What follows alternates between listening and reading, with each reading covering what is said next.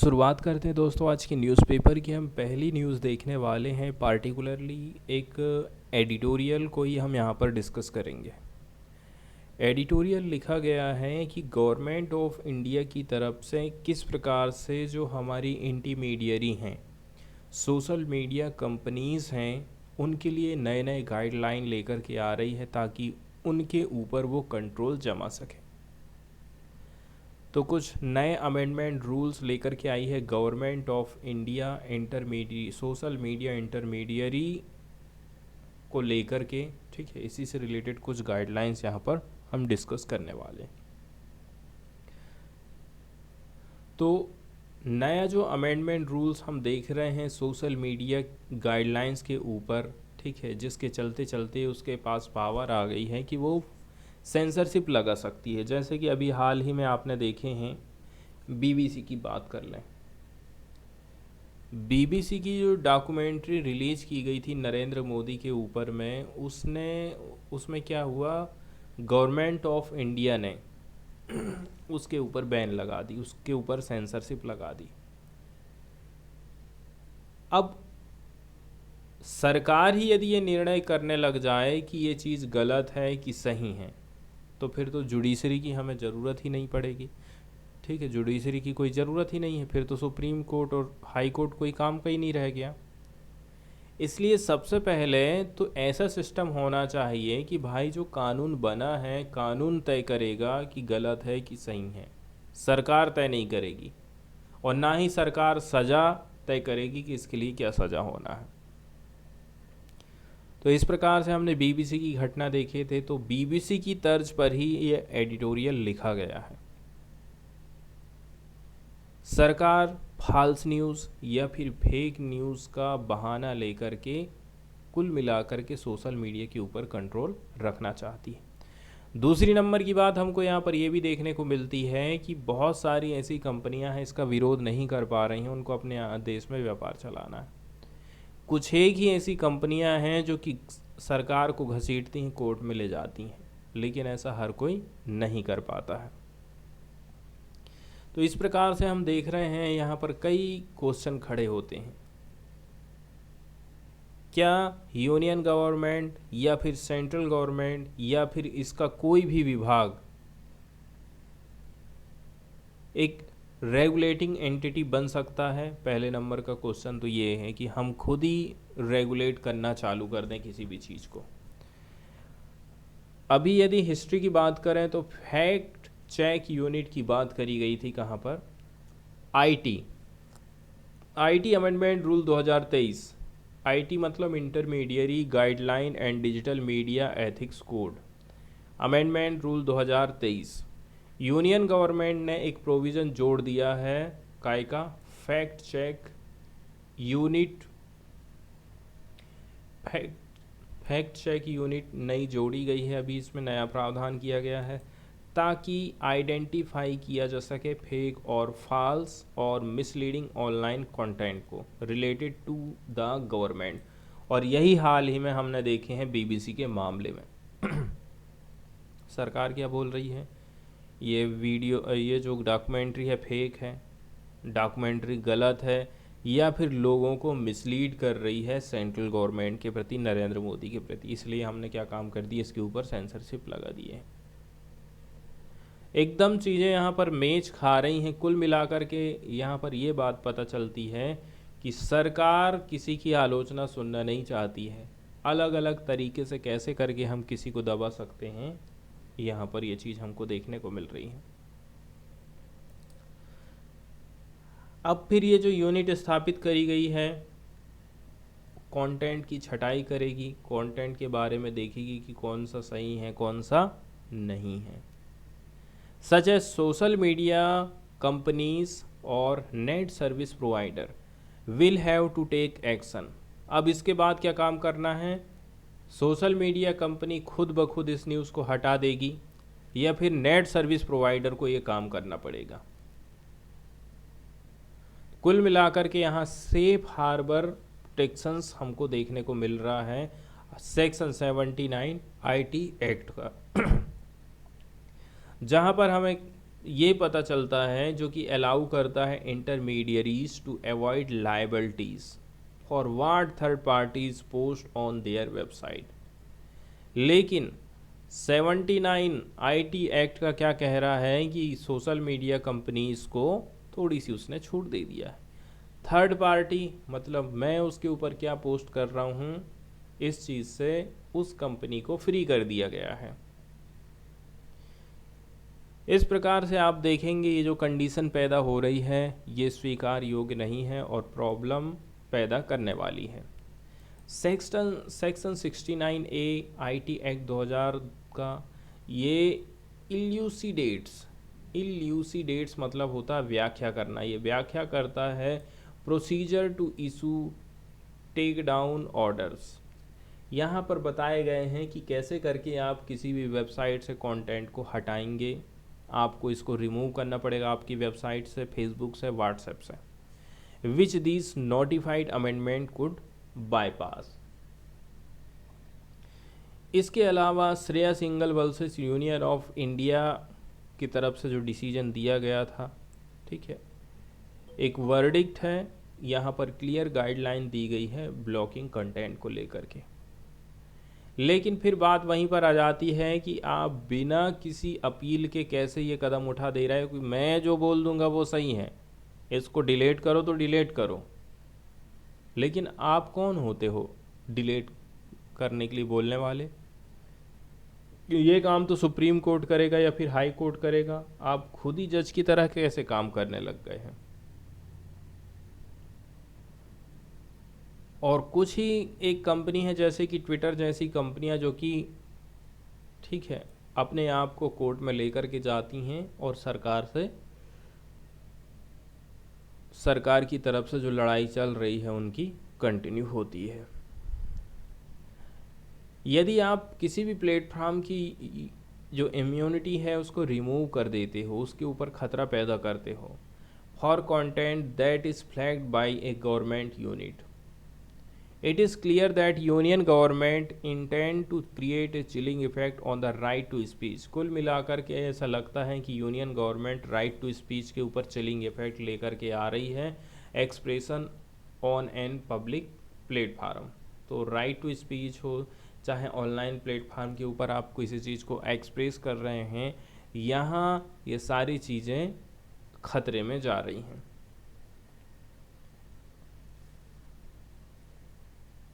आज के टाइम में जो एग्जीक्यूटिव गवर्नमेंट है, आज के दिन की जो सरकार है, इससे रिलेटेड यहाँ पर कुछ फैक्ट बताए जाते हैं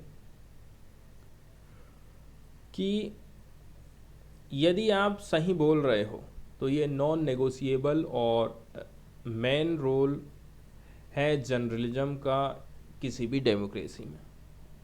डेमोक्रेसी क्या कहती है कि जो हमारी पत्रकारिता है वो सच को लेकर के सामने आए, सच की आवाज़ उठाए। गवर्नमेंट गलत कर रही है तो कहे कि आप ये गलत कर रही है, आपकी सरकार ये गलत कर रही है। लेकिन इंडिया में हमारे यहाँ पर फ्रीडम और जो प्रेस है, प्रेस की जो फ्रीडम है गारंटी प्रोवाइड की गई है, उसको article 19 of the Indian constitution, भारतीय संविधान का अनुच्छेद 19 उनको गारंटी देता है कि आप फ्री तरीके से काम कर सकते हैं।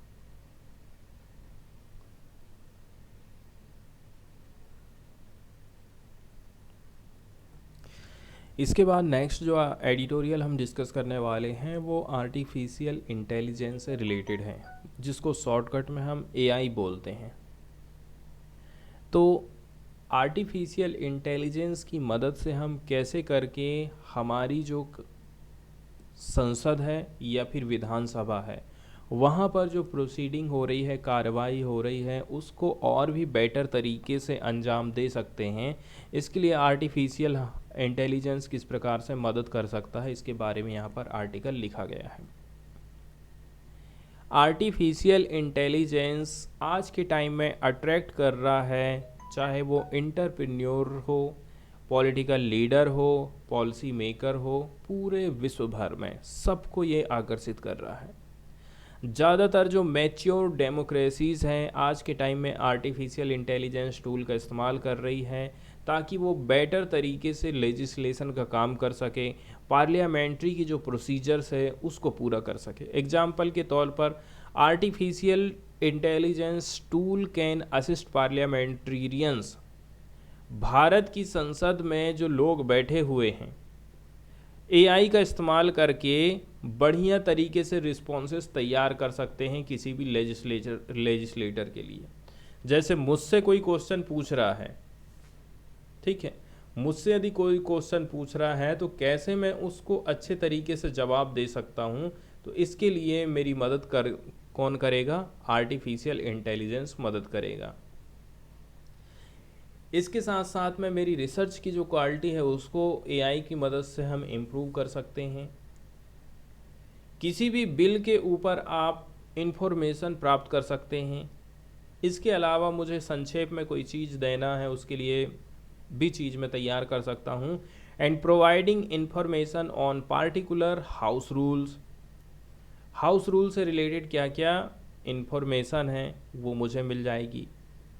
लेजिस्लेटिव की ड्राफ्टिंग, अमेंडमेंट, इंटरवेंशन, ये सारी चीज़ों के ऊपर आर्टिफिशियल इंटेलिजेंस आज के टाइम में काम कर रहा है। आर्टिफिशियल इंटेलिजेंस की मदद से लेजिस्लेटर किस प्रकार से एम्पावर्ड हो जाते हैं, ठीक है, ताकि वो इन्फॉर्म्ड डिसीजन ले सकें by having access to insights into citizen grievances, media opinions and voices of citizen centric association. Legislator को जो नियम कानून बना रहे हैं, विधानसभा में बैठे हैं, संसद में बैठे हैं, इनको आप जो है इन्फॉर्मेशन प्रोवाइड कर सकते हैं। सिटीजन्स की क्या क्या समस्याएं हैं, मीडिया का क्या ओपिनियन है, इसके अलावा सिटीजन सेंट्रिक एसोसिएशन की क्या आवाज़ें हैं, वो लोग क्या कह रहे हैं। अब हमने फ़ायदा तो गिना दिए हैं, लेकिन अब हम बात करते हैं कि क्या क्या इसमें बाधाएं हो सकती हैं। भारत में एआई के काम करने के लिए हमें सबसे पहले अपने कानूनों को संहिताबद्ध करने की ज़रूरत है। वर्तमान कानूनों के साथ चुनौतियां हैं कि वे अपारदर्शी और जटिल हैं, और कानून बनाने, कानून लागू करने और कानून की व्याख्या करने वाले संगठनों के बीच में एक बड़ा अंतर हमको देखने को मिलता है। तो ये जो गैप है इसको आप कैसे करके फिल कर सकते हैं।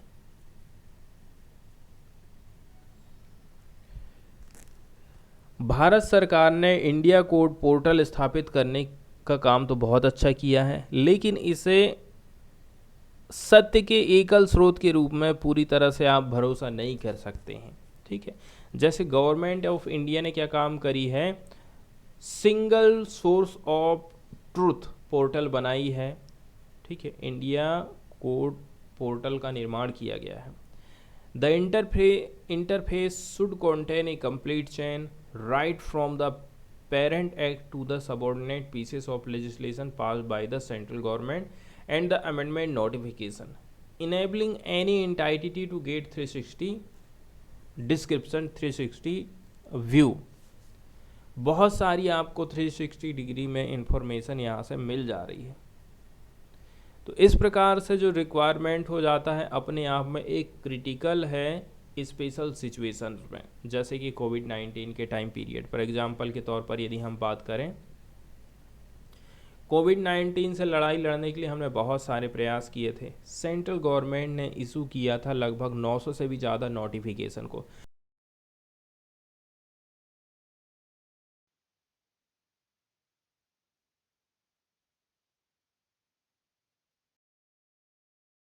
सरकारों की तरफ से जारी किए गए थे।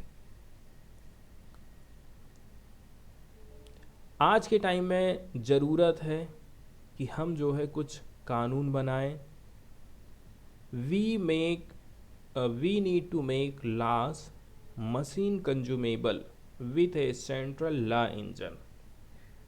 तो हमारी मशीन कैसी होना चाहिए, हमें ऐसे कानून की ज़रूरत है जो कि मशीन कंज्यूमेबल हो, सेंट्रल लॉ इंजन के रूप में काम करे इसको, which can be single source of truth for all act.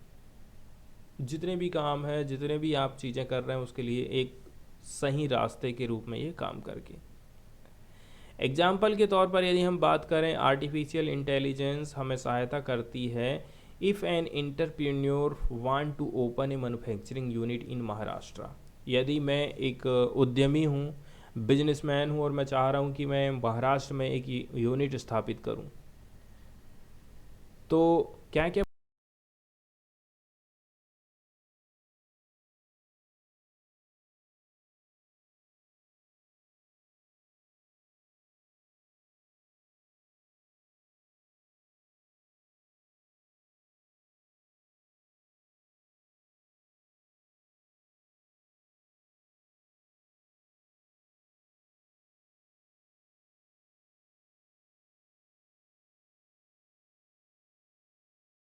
जानकारी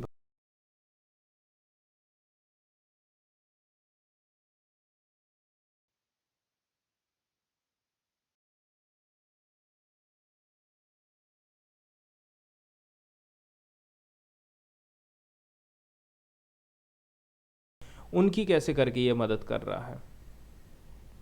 यदि हम वेस्टर्न डेमोक्रेटिक नेशन से कंपेयर करते हैं इंडिया की, तो जो पार्लियामेंटेरियन हैं वो मैनेज करते हैं कॉन्स्टिट्यूंसीज़ को एक ह्यूज पॉपुलेशन में। मतलब हमारे देश में बहुत सारे कौन हैं, विधायक और सांसद हैं। अदर देशों की यदि हम बात करें तो मतलब हमारे देश में पॉपुलेशन इनकी ज़्यादा है। आर्टिफिशियल इंटेलिजेंस एनालाइज कर सकता है सिटीजन की समस्याओं को। इसके अलावा सोशल मीडिया का क्या रिस्पॉन्सेस है, क्या क्या इशू उठाए जा रहे हैं, क्या प्रायोरिटीज़ हैं जिनको इमीडिएट अटेंशन देने की ज़रूरत है। इसके अलावा ये जो है सांसदों की मदद कर सकता है कि कैसे करके सिटीजन का हम इनपुट ले लें, public consultation of loss and preparing A manifesto. सबसे पहले तो पब्लिक, जैसे मैं चुनाव लड़ने वाला हूँ, चुनाव लड़ने के पहले मैं क्या काम करता हूँ, अपना चुनावी वादा का एक खाका तैयार करता हूँ कि मैं आपको ये सुविधा दूंगा। तो उस सुविधा को आप और भी कैसे करके बेहतर बना सकते हैं, इसके लिए हम आर्टिफिशियल इंटेलिजेंस का यदि इस्तेमाल करते हैं तो क्या होगा, पहले हम लोगों से जान लेंगे कि भाई आप लोगों को क्या क्या चीज़ चाहिए। उसी हिसाब से यदि मेरा मैनिफेस्टो तैयार होगा, लोगों को मेरे काम पसंद आएंगे, कि मेरे वादे पसंद आएंगे, तो अगले चुनाव में मैं फिर से जीत पाऊंगा। कई सारे जो पार्लियामेंट्स हैं पूरे विश्व भर में आज के टाइम में एक्टिवली एक्सपेरिमेंट कर रहे हैं आर्टिफिशियल इंटेलिजेंस पावर्ड असिस्टेंस की सहायता से। The House of Representative in the United State has introduce an AI tool. यो अमेरिका में खुद एक आर्टिफिशियल इंटेलिजेंस टूल आ गया है to automate the process of analysing differences between bills. दो बिलों के बीच में क्या अंतर है, अमेंडमेंट्स से रिलेटेड जानकारी, करंट के क्या लॉस हैं, ये सारी जानकारी इससे मिल जा रही है इस टूल की मदद से। इससे काफ़ी तेज़ी के साथ में सहायता मिल जाती है यहाँ के लोगों को, ठीक है, to readily see the impact of amendatory provision in bill. यदि बिल में हम क्या ये संशोधन करेंगे तो क्या क्या फ़ायदा हमको होने वाला है। जैसे कि नीदरलैंड के हाउस ऑफ रिप्रेजेंटेटिव की एग्जांपल के तौर पर यहाँ पर बात कर रही है कि इन्होंने इम्प्लीमेंट किया है speech to write system which converts voice to text. मैं जो बोल रहा हूँ वो टाइप होते जा रहा है। इसके अलावा यहाँ ट्रांसलेशन का भी हमें ऑप्शन देखने को मिल जाता है। And translates voice into written report. यदि मैं बोल रहा हूँ तो वो रिटन रिपोर्ट में मिल जाएगा, ट्रांसलेशन भी हो जाएगा। तो जो इंटर पार्लियामेंट्री यूनियन मतलब एक इंटरनेशनल ऑर्गेनाइजेशन है नेशनल पार्लियामेंट्स का, स्पीच टू राइट में शामिल है automatic speech recognition system and automated editing capabilities, जिसके चलते चलते ये क्या काम कर देता है, ये रिमूव कर देता है फिलर वर्ड्स को, मतलब मेक ग्रामेटिकल करेक्शन। और इससे क्या होता है, आप जो चीज़ बोल रहे हैं वो ग्रामर के तरीके से करेक्ट भी हो जा रही है। एंड प्रपोज एडिटिंग डिसीजन, इसके अलावा एडिटिंग के डिसीजन आपसे बोलता है कि क्या इसमें थोड़ा बहुत एडिटिंग अपन कर सकते हैं। जापान का जो आर्टिफिशियल इंटेलिजेंस टूल है वो सहायता करता है कि कैसे करके आप प्रिपेयर कर सकते हैं रिस्पॉन्सेस को यदि आप जा रहे हैं कहाँ पर, विधानसभा में। तो इसके अलावा ये हेल्प करता है automatic selection of relevant highlights in parliamentary debate.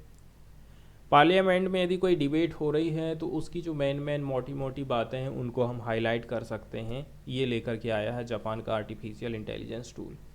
Brazil ने डेवलप किया है आर्टिफिशियल इंटेलिजेंस सिस्टम जिसको उलिसिस बोलते हैं, जो कि सपोर्ट करता है ट्रांसपेरेंसी को और सिटीजन पार्टिसिपेशन को। अच्छी बात यह है इंडिया जो है इनोवेट कर रहा है, वर्क कर रहा है कि हम कैसे करके जो है संसद में और विधानसभा की जो एक्टिविटी हैं उनको डिजिटल कर सकते हैं, जैसे कि one nation one application and one, इसके अलावा नेशनल ई विधान पोर्टल के माध्यम से। और आगे हम क्या क्या कर सकते हैं, जैसे कि आर्टिफिशियल इंटेलिजेंस के पास में इतना कहना चाहिए पोटेंशियल मौजूद है, ठीक है, कि जो लॉ के इफ़ेक्ट है ना उसको सिमुलेट कर सकता है। एग्जाम्पल के तौर पर बहुत सारे जो डेटाबेस हैं जैसे कि census, data on house hold consumption, tax payer, beneficiaries from various scheme, public infrastructure, इनकी आप मॉडलिंग तैयार कर सकते हैं।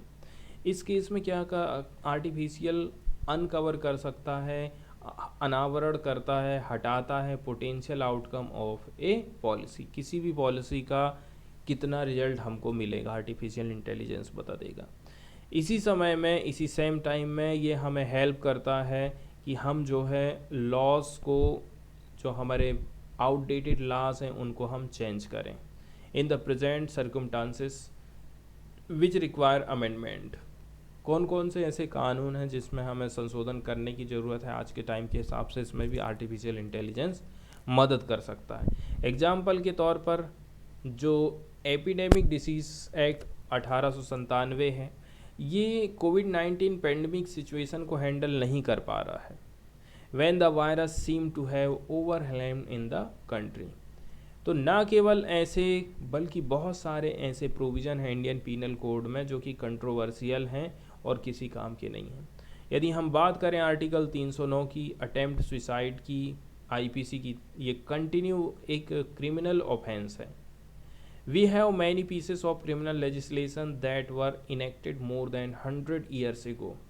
ऐसे बहुत सारे नियम कानून हैं जो कि आज से 100 साल पहले बने थे और ये हमारे आज के किसी काम के नहीं हो गए हैं।